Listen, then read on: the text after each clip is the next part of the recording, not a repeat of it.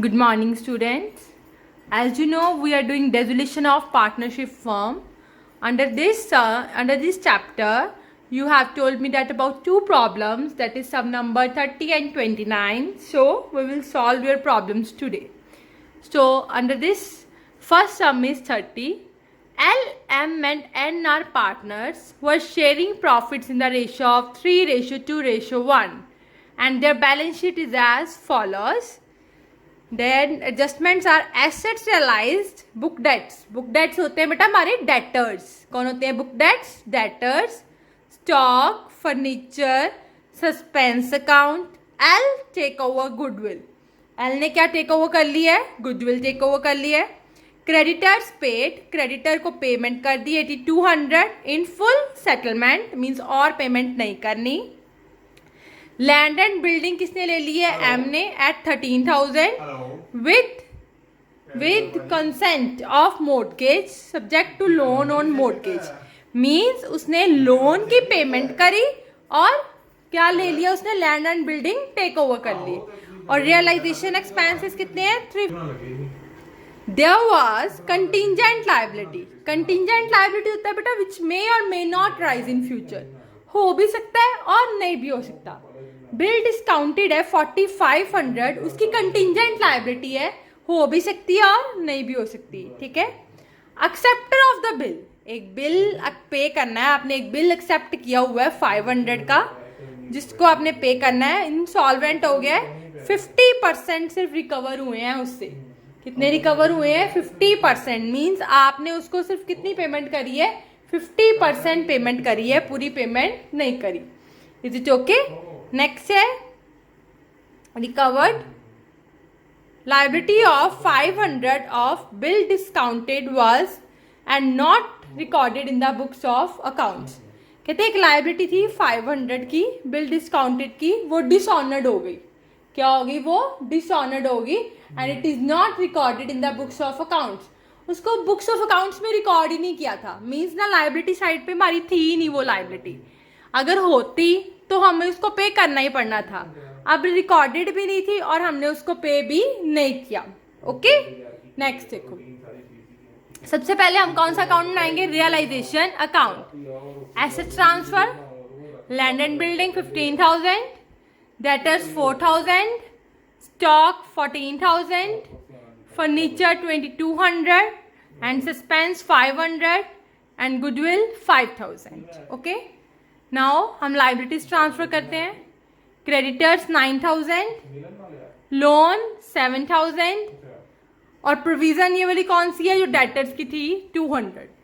इतना क्लियर हो गया? अब देखो नीचे एसेट्स रियलाइज्ड. जो नॉन से एसेट्स हमारे रियलाइज हुए हैं जिनसे अगेंस्ट हमारी पेमेंट आ गई है, मीन्स क्या लिखेंगे हम? By cash account. कौन कौन से हैं? Book debts means debtors 3,000, stock 15,500. ठीक है. And furniture 3,000. सस्पेंस अकाउंट कितना रियलाइज हुआ है? नील, कुछ भी नहीं. सस्पेंस अकाउंट क्या होता है बेटा? मैंने आपको बताया हुआ है कई बार बेटा हमारा ट्रायल बैलेंस मैच नहीं करता, डेबिट क्रेडिट मैच नहीं करता और हमारी सारी ट्रांजेक्शन्स ठीक होती हैं. तो उस बैलेंस को कवर अप करने के लिए हम क्या डाल देते हैं? सस्पेंस अकाउंट डाल देते हैं. ठीक है. सस्पेंस अकाउंट क्या है? नील. नेक्स्ट क्या है? L take over goodwill. L ने गुडविल टेक ओवर कर ली. By L's capital account, goodwill कितनी आ गई? 10,000. नेक्स्ट क्या है? Creditors paid 8200 in full settlement. Creditor की पेमेंट हुई टू कैश अकाउंट. क्रेडिटर्स कितने पे किए? 8200. Land and building taken by M. Land and building किसने ले ली है? एम ने. By M's capital account land and building 13,000 with consent. With consent of mortgage means उसने बोला है कि मैं आपको लोन की पेमेंट कर दूंगा. Mortgage means loan. जो उसने गिरवी रखा था ना, उसने क्या किया था बेटा? इसने लैंड एंड बिल्डिंग को गिरवी रखकर बैंक से लोन लिया हुआ था. उसने क्या किया? बैंक को लोन की पेमेंट कर दी और लैंड एंड बिल्डिंग को टेक ओवर कर लिया. ठीक है. किसने? एम ने. एम ने बैंक को लोन की पेमेंट कर दी. लोन की पेमेंट हो गई. किसने करी? एम ने. To M's capital account loan कितना? 7,000. नेक्स्ट एक्सपेंसेस कितने हैं 350, टू कैश में रियलाइजेशन एक्सपेंसेस कितने आ गए 350। अब ये एक कंटिंजेंट लायबिलिटी है बच्चे, जो हो भी सकती है और नहीं भी हो सकती। सो जब होएगी तब देखेंगे, अभी इसको नहीं हमने कुछ करना। और 500 बिकम, एक बिल था 500 का, बिकम इंस्टॉलमेंट हो गए हो आप, एंड 50% रिकवर्ड। रिकवर्ड मीन्स 50% आपने उसको पे किया है। Bill payable to cash means realisation to cash. क्या आना है, realisation to cash. Acceptor of the bill, आपको मैंने करवाया ना bill of exchange. Bill of exchange में जो एक्सेप्टर, जो बिल को एक्सेप्ट करता है वो पेमेंट करता है, वही करता है ना। जैसे सपोज करो ए ने गुड सोल्ड करी बी को, ए ने गुड सोल्ड करी बी को, तो बिल लिखा किसने, किसने बिल लिखा, ए ने। किसको लिख कर दिया, बी को, तो बी ने क्या किया, बिल एक्सेप्ट, तो पेमेंट किसने करनी है, बी ने। अब एक्सेप्टर ऑफ द बिल लो आप, तो आपको पेमेंट करनी है कितनी, 500, और इंसॉल्वेंट हो गए तो उसने सिर्फ आपसे कितने रिकवर करे हैं, 50%। मतलब आपने उसको कितना पे किया बिल, 250। 500 का 50% means 250। Is it okay. Next है लायबिलिटी है 500 की, बिल डिस्काउंटेड वाली, ये वाली, ठीक है। इसको डिसऑनर हो गया, मतलब आपको पे नहीं करना और ये रिकॉर्ड भी नहीं हुआ था, इसलिए हमने इसका कुछ भी नहीं किया। डन। देखो अब ये हमारा, उसके बाद बस यही करना था, क्रेडिट प्लस किया, डेबिट माइनस किया, तो मेरे पास प्रॉफिट आ गया 4200, जो मैंने तीनों पार्टनर्स में 3:2:1 में डिवाइड कर दिया। नेक्स्ट हमने बनाया पार्टनर्स कैपिटल अकाउंट। सबसे पहले क्या लिखना है, bye balance brought down 9000, 6000, 5000। General reserve तीनों पार्टनर्स में डिवाइड, ओके, ओल्ड पार्टनर्स में ओल्ड रेशियो में। प्रॉफिट हुआ है रियलाइजेशन में, तो यहां आ जाएगा बाय रियलाइजेशन अकाउंट, हो गया। अब मैंने देखना है पार्टनर कैपिटल तो नहीं है कहीं कुछ रियलाइजेशन में, देखो ये है realisation account debit to M's capital account.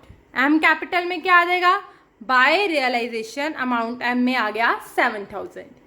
इसमें क्या है, एल एम टू रियलाइजेशन, मैंने यहां लिख दिया टू रियलाइजेशन। एल का अमाउंट 10,000 एल में और एम का 13,000 एम में, ओके। मैंने बैलेंस किया एल एम एन का, तो मेरा यहां आ गया to cash account. F P means final payment आ गई to cash account.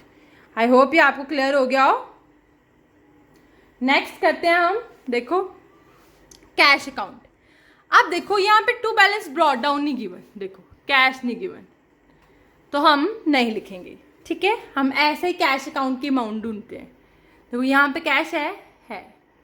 Realisation to cash account, cash account के क्या ऑपोजिट क्या आ गया, बाय रियलाइजेशन अमाउंट 8800। यहाँ है cash account debit to realisation account, to realisation 21,500 आ गया। अब और कोई कैश नहीं है, पार्टनर कैपिटल में है to cash, L to cash, M to cash, N to cash, तो क्या डालोगे आप, by L's capital account, by M's capital account, by N's capital account. So मैंने टोटल किया, मेरा दोनों का आ गया 21,500। टोटल मैच, इट मीन्स हमारा सम ठीक है। आई होप ये आपको सम समझ लग गया हो। फिर भी अगर आपको कोई प्रॉब्लम हो तो आप मेरे से पूछ सकते हो। Please listen, look at this sum carefully. Next sum is sum number 29. In this sum, A, B and C are partners who are sharing profits in the ratio of 2:1 and their balance sheet is as follows. There was a bill of rupees 1000 on a discount. एक bill है जो आपने पे करना है 1000 का under discount, okay. एक है 1000 bill was receive from Rakesh, एक बिल और है 1000 का जो आपने किससे रिसीव किया है, राकेश से। ऊपर वाला बिल जो है वो आपने पे करना है, ये बिल जो है ये आपने रिसीव किया है, इसको आपको पास उसकी पेमेंट आनी है, ओके। देखो एसेट्स एक्सेप्ट, आप ये पढ़ रहे हो बेटा कि जेएलपी सोल्ड करी है, उसने जेएलपी नहीं बेची, उसने बोला assets except. Except means cash और जेएलपी को छोड़कर उसने बाकी सारी एसेट सोल्ड कर दी है 65,000 की।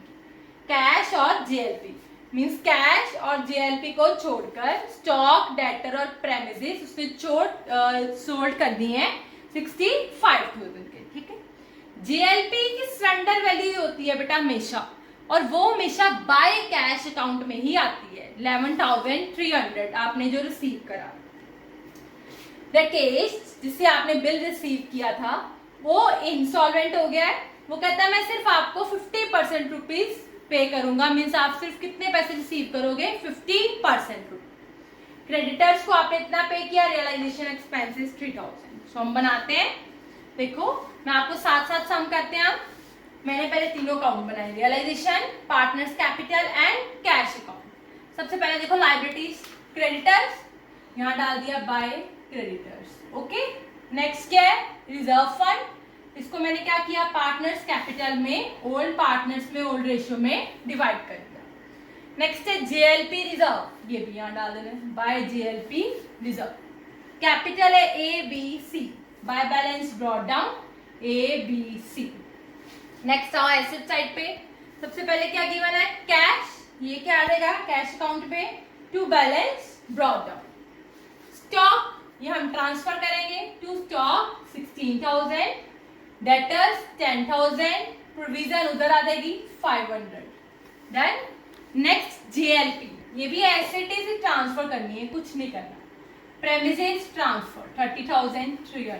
देन नेक्स्ट देखो अब हम पढ़ते हैं adjustment. There was a bill of ₹1,000 and a discount, एक बिल है 1,000 का जो आपने पे करना है, जो अगर पे करूंगी टू कैश अकाउंट, मैंने बिल कितने का पे किया 1,000। क्लियर हो गया।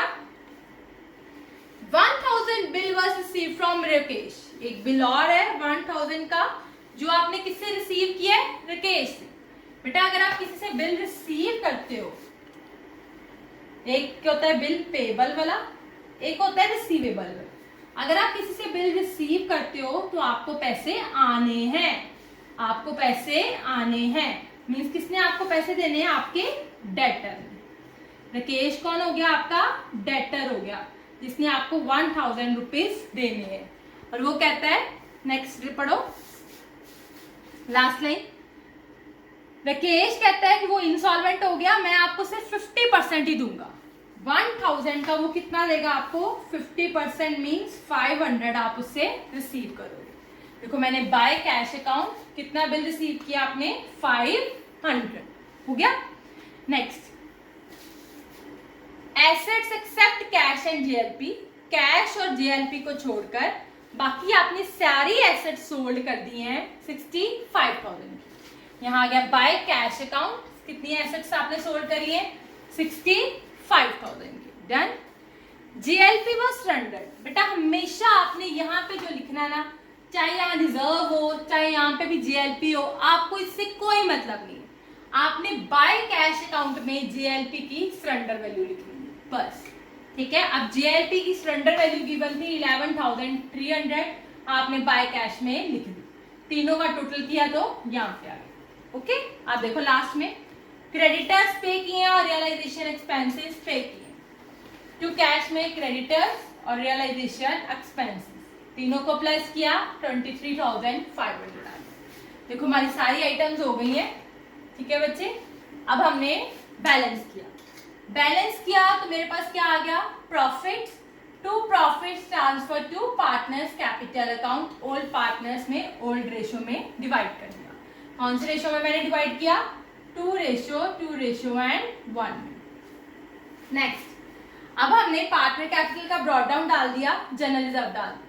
और देखो पार्टनर्स का कुछ है क्या आया प्रॉफिट, कहाँ आएगा बाय रियलाइजेशन में, तीनों के मैंने प्रॉफिट्स डाल दिए।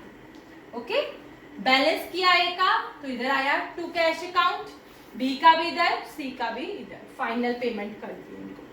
अब हम कैश अकाउंट बना रहे हैं। अब देखो कैश अकाउंट में यहाँ क्या क्या है, एक ये है cash account debit to realisation account, to realisation account amount cash में, एक ये रियलाइजेशन टू कैश, कैश के ऑपोजिट क्या आ गया बाय रियलाइजेशन 23,500। ओके नेक्स्ट ये cash, A to cash, B to cash, C to cash, by A's capital, by B's capital, by C's capital account. ये दोनों का बैलेंस मैच कर गया, इट मीन्स हमारा सम ठीक है।